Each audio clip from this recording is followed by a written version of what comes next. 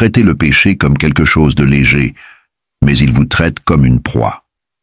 Pendant que vous riez, flirtez et cachez, il creuse votre tombe en silence. Beaucoup disent « Dieu comprend », mais vivent comme s'il n'y avait pas d'enfer.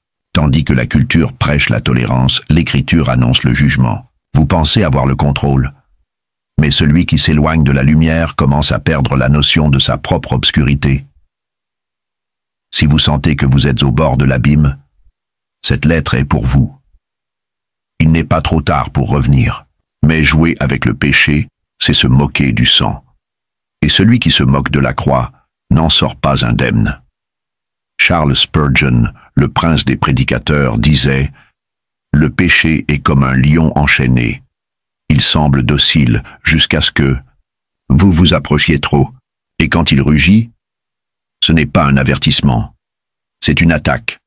Dans cette vidéo, vous comprendrez pourquoi les péchés non confessés se transforment en chaînes invisibles. Et pourquoi beaucoup paieront, non pas parce que Dieu les a abandonnés, mais parce qu'ils se sont moqués de sa patience trop longtemps. Le péché n'arrive jamais avec son vrai visage. Il se pare de parfums, de sourires et d'opportunités. Il parle avec des mots doux, murmure calmement. Il n'est pas pressé, car il sait que celui qui joue avec lui aujourd'hui saignera pour lui demain. Il commence comme un choix, mais se termine comme une prison. D'abord, vous riez, ensuite, vous dissimulez. Plus tard, vous en dépendez. Et finalement, vous oubliez qui vous étiez avant lui. La Bible n'a jamais dit que le péché n'est pas plaisant. Elle dit que son plaisir est bref, et le salaire éternel. Car le salaire du péché, c'est la mort. Romains 6, 23. Mais qui écoute cela au milieu des rires? Qui se soucie de la mort quand tout semble si vivant? Le piège du péché est celui-ci. Il ressemble à la vie avant de tuer. Il simule la liberté tout en construisant des chaînes. Le jeune se livre en disant « c'est juste pour aujourd'hui ». L'adulte rationalise avec « tout le monde le fait ». Le croyant tiède se console avec « Dieu comprend ». Et l'enfer comprend très bien chaque justification.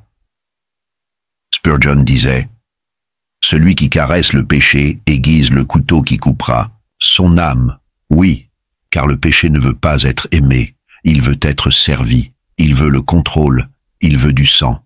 Il veut une adoration déguisée. Et la plupart ne le réalisent que lorsqu'ils sont déjà en train de sombrer. Vous qui écoutez cela maintenant, vous pensez peut-être « Je suis toujours en contrôle ». Mais c'est la phrase préférée du dissentude. Péché, il vous la murmure lui-même. Le péché ne réclame jamais immédiatement. Il accumule les intérêts en silence. Et réclame quand vous avez le moins à payer. Si vous continuez à ignorer cette dette, le recouvrement ne viendra pas seulement sur la chair. Il viendra sur l'âme, sur la conscience, dans les rêves perdus, dans les relations détruites, dans la distance froide entre vous et Dieu. Et quand cela arrivera, vous vous souviendrez de ce message, non pas comme une accusation, mais comme l'un des derniers avertissements. Vous n'avez pas besoin de cracher sur la croix pour la mépriser. Il suffit de continuer à pécher, comme si elle n'était pas là. L'enfer n'est pas seulement fait de rebelles déclarés. Il est rempli de religieux qui ont utilisé la grâce comme excuse. Des gens qui ont parlé de Jésus avec leurs lèvres, mais ont négocié la croix avec leurs actes. Demeurerions-nous dans le péché afin que la grâce abonde? Paul, Romains 6, 1. La réponse est aussi claire que dure. Nullement. La grâce a été faite pour briser les chaînes, pas pour polir les fers. Elle ne sert pas à justifier votre chute répétée, mais à soutenir votre guerre contre le péché. Quand vous dites « Je sais que je me trompe, mais Dieu comprend », vous vous moquez du sang qui a coulé du bois. Quand vous tombez, et que vous n'êtes même plus attristé, vous n'êtes pas seulement tombé dans le péché. Vous êtes tombé dans l'oubli de la croix.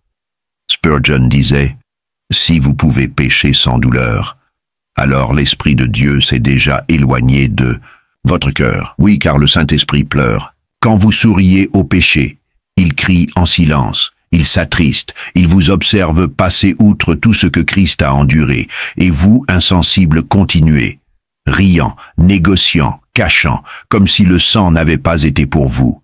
Christ n'est pas mort pour que vous jouiez aux croyants. Il n'a pas supporté les moqueries, les coups de fouet et la couronne d'épines pour que vous jetiez tout cela dans la boue de votre justification. Se moquer de la grâce, c'est comme jeter des fleurs sur la tombe de quelqu'un que vous avez vous-même tué. Vous dites « merci » avec la bouche et continuez à tuer avec les mains. La croix est la plus grande preuve d'amour que le monde ait jamais vue. Mais elle est aussi la plus grande accusation contre le péché. Elle dit « voilà ce que votre péché a coûté ». Et chaque fois que vous péchez délibérément, vous dites au ciel « j'ai vu le prix, et pourtant cela m'est égal ». Satan n'est pas pressé. Il n'a pas besoin que vous tombiez maintenant. Il a juste besoin que vous baissiez votre garde. Une prière que vous ne faites pas. Une veille que vous ignorez. Un péché que vous traitez comme une faiblesse humaine. Et puis, il s'approche. Soyez sobre, veillez. Votre adversaire, le diable, rôde comme un lion rugissant, cherchant qui dévorer. 1 Pierre 5, 8. Le diable ne dévore pas ceux qui sont sur leur garde. Il dévore les distraits. Ceux qui chantent sans prier. Ceux qui publient des versets tout en cachant la pornographie. Ceux qui fréquentent les églises mais n'abandonnent pas leurs vices. Il rôde. Il observe les schémas de votre âme. Il note où vous faiblissez et il sourit quand vous dites « je crois que ça va maintenant ». Spurgeon avertissait « le chrétien le plus en danger est celui qui pense qu'il n'est pas en danger ». Ce n'est pas quand vous pleurez que l'ennemi s'approche le plus, c'est quand vous riez en pensant avoir vaincu. Quand vous vous sentez trop fort pour tomber. Quand vous pensez être trop en sécurité pour être tenté. Le diable aime les croyants trop sûrs d'eux. Il aime les leaders qui ne confessent plus. Il aime les gens qui utilisent la grâce comme un manteau et l'arrogance comme un bouclier. Il attend au virage de l'orgueil. Il attend dans le relâchement de la vigilance. Il attend que vous deveniez quelqu'un qui ne réagit que lorsque tout s'est déjà effondré. Il a le temps. Mais vous n'avez pas l'éternité à gaspiller. Vous pensez « j'ai vaincu ». Mais il pense « je n'ai juste pas encore attaqué ». C'est pourquoi la vie chrétienne n'est jamais passive. Soit vous résistez, soit vous cédez déjà, même si vous ne l'avez pas encore remarqué. Ce n'est pas la chute qui définit la fin, c'est la négligence constante. Et beaucoup, en se relâchant, non seulement sont tombés, mais ont été engloutis. La pire chose qui puisse arriver à un homme n'est pas d'être discipliné par Dieu, c'est d'être ignoré par lui. Quand vous péchez et que vous ressentez encore un poids, c'est de la miséricorde. Quand vous tombez et que vous pleurez encore, c'est de la grâce. Mais quand vous trébuchez et que vous ne ressentez plus rien, alors vous devez craindre, car peut-être que l'esprit s'est déjà retiré, peut-être que la lumière de votre conscience s'est éteinte, et maintenant, vous marchez, sans voix, sans alarme, sans frein. N'éteignez pas l'esprit. 1 Thessaloniciens 5, 19. Mais beaucoup l'ont déjà éteint, et continuent de parler de lui avec la bouche, tandis que le cœur est sec, stérile, mort. Spurgeon disait « L'âme qui vit dans le péché et ne s'en sent plus dérangée est un mort qui respire encore. » Avez-vous déjà remarqué qu'il y a des gens qui prêchent, chantent, dirigent, mais n'ont plus de lumière dans le regard? Il n'y a plus de crainte, plus de larmes, seulement la performance, l'ego et un discours vide. C'est parce qu'un jour, elles ont fait taire la voix de la conscience. Elles ont ignoré la tristesse de l'esprit. Elles ont trop piétiné la grâce. Et maintenant, le ciel se tait. Non pas par cruauté, mais parce que Dieu ne partage pas la table avec le péché intentionnel. L'absence de douleur spirituelle n'est pas un signe de maturité. C'est un signe de mort. Quand vous ne ressentez plus de poids pour vos choix, ce n'est pas qu'ils sont devenus légers. C'est que vous vous êtes habitué au fardeau. La présence de l'esprit n'est pas bruyante. Mais son absence crie dans le vide qui reste. La froideur ne commence pas à la chair ou dans les paroles. Elle commence dans la chambre, dans le cœur qui a cessé de confesser, dans l'âme qui ne s'agenouille plus, et l'esprit, saint comme il est, se retire. Il ne fait pas alliance avec les ténèbres. Il n'est pas complice de l'hypocrisie. Il murmure, mais quand personne n'entend plus, il se tait. Et quand il se tait, même les démons le remarquent. Personne ne se réveille et décide de détruire sa propre âme. Personne n'entre en enfer en courant. Ils y entrent en cédant. Un clic, une conversation, une pensée nourrie en silence, une prière reportée, une justification répétée, jusqu'à ce qu'elle semble vraie. Et le sol cède, le cœur s'endurcit, l'esprit s'éloigne. Ce sont les petites renards qui détruisent les vignes. Cantique des cantiques. 2:15, c'est ainsi que cela commence. Par de petites concessions, vous pensez avoir le contrôle. Mais la vérité est que vous avez déjà commencé à tomber. Spurgeon prêchait. Un petit péché est un messager de l'enfer. Il vient seul, mais ne revient jamais seul. Et vous le recevez comme celui qui ne voit pas de danger. C'est juste une fois. C'est juste un message. C'est juste une pensée. C'est juste un peu. Mais l'enfer est fait de juste un peu, accumulé pendant des années. Pendant que vous riez et trouvez cela amusant, le diable construit un trône dans votre silence. Toute chute commence par une concession. Et toute concession naît d'un mensonge. Dieu ne me laissera pas tomber. Mais écoutez ceci, Dieu ne s'absente pas par vengeance. Il s'absente par sainteté. Lorsque vous choisissez le péché et y retournez fréquemment, vous dites par votre corps, « Ce plaisir est plus digne de ma fidélité que la croix. » Et l'enfer applaudit.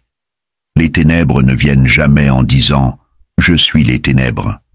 Elles viennent avec le parfum de l'acceptation, des sourires de la modernité et des phrases toutes faites comme « Je le mérite ». J'ai déjà trop essayé. Ce n'est pas si grave, mais écoutez, le péché que vous tolérez aujourd'hui vous enchaînera demain. Ressentez-vous encore un poids? Pleurez-vous encore quand vous vous trompez? Craignez-vous encore la présence de Dieu?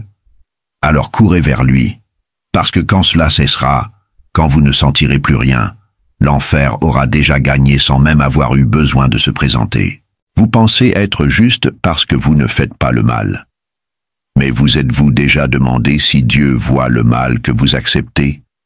Vous regardez, riez, partagez et tolérez. Vous vous taisez quand vous devriez vous lever. Vous applaudissez par votre silence et dites que c'est la paix, mais le ciel a des oreilles. Et le silence des saints sera aussi jugé. Celui donc qui sait faire le bien et ne le fait pas commet un péché. Jacques 4:17. Vous pensez vous cacher dans la neutralité, mais la clôture a déjà un propriétaire, et ce n'est pas Dieu. Spurgeon disait, « Il ne suffit pas de ne pas faire le mal, le chrétien est appelé à le confronter. » Mais la génération moderne aime la zone grise, elle aime les discours doux, elle aime tout relativiser, y compris la croix. Et le juste, il se tait. Il a peur de perdre des amis, de paraître radical, d'être annulé, de déranger. Mais l'enfer avance. Parce que les justes ont cessé de prêcher comme Élie, Jean-Baptiste et Paul. Vous pensez que vous ne serez jugés que sur les paroles, mais vous serez aussi jugés sur les silences lâches. Dieu vous a donné une voix pour clamer.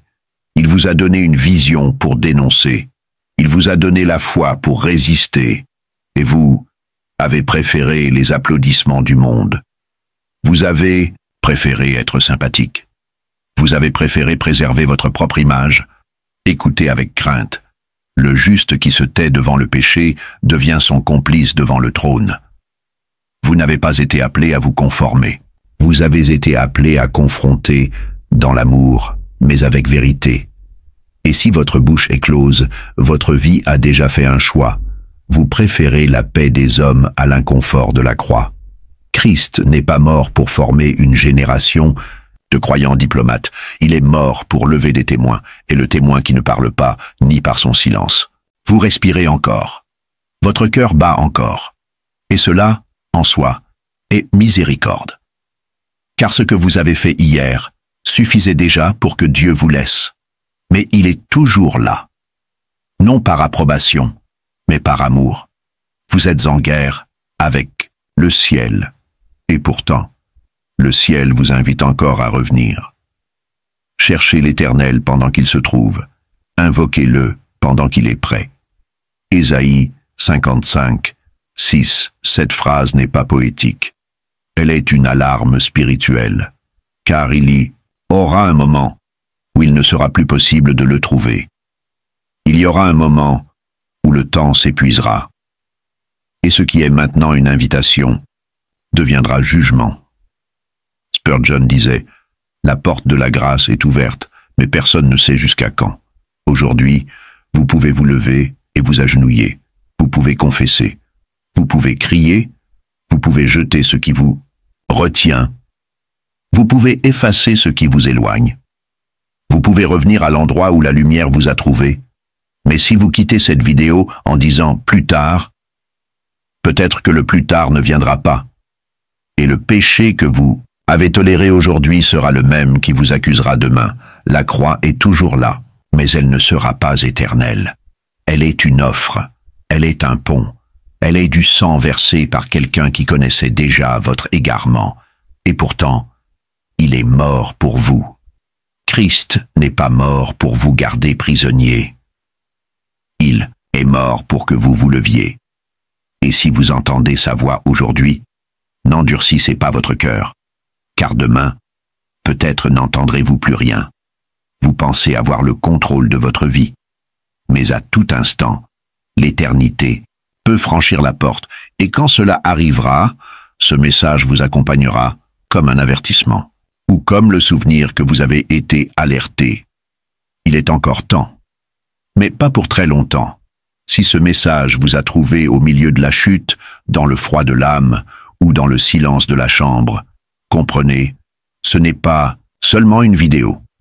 C'est une lettre du ciel. Maintenant, vous avez un choix.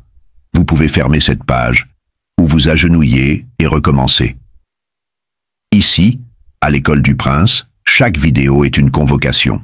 Pour ceux qui n'acceptent pas une foi superficielle, pour ceux qui veulent plus que des applaudissements, un statut ou une religion, pour ceux qui désirent la vérité, même si elle tranche.